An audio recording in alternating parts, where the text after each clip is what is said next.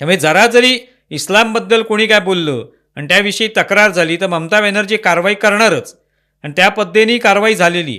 पण हिंदू धर्मियांबद्दल काही बोललं तर मात्र कारवाई केली जाणार नाही. कारण हिंदू धर्मियांबद्दल काही बोला, त्यांच्या देवी देवतांबद्दल काही बोला, ते पूर्णपणे क्षम्य आहे ममता बॅनर्जींच्या दृष्टीने. त्यांच्यावर नेहमीच त्यांची ममता असणार आहे हे त्यांनी दाखवून दिलेलं आहे. मुर्शिदाबादचं उदाहरण हे ताजंच आहे. मुर्शिदाबादमध्ये वक्फ बोर्डाच्या निमित्ताने म्हणजे त्याचं विधेयक जे आहे त्याच्या निमित्ताने आंदोलन झालं.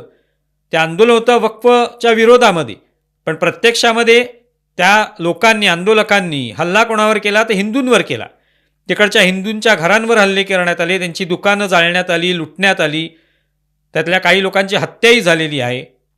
आणि त्याचा अहवाल जो समोर आला त्यात स्पष्टपणे समोर आलं की पोलीस फक्त बघ्याची भूमिका घेत होते. म्हणजे मारलं जात होतं, जाळलं जात होतं, घरं किंवा गाड्या जाळल्या जात होत्या, पण पोलीस फक्त बघ्याच्या भूमिकेमध्ये होते. याचा अर्थ हे ममता बॅनर्जींच्या आदेशाशिवाय शक्य नाही.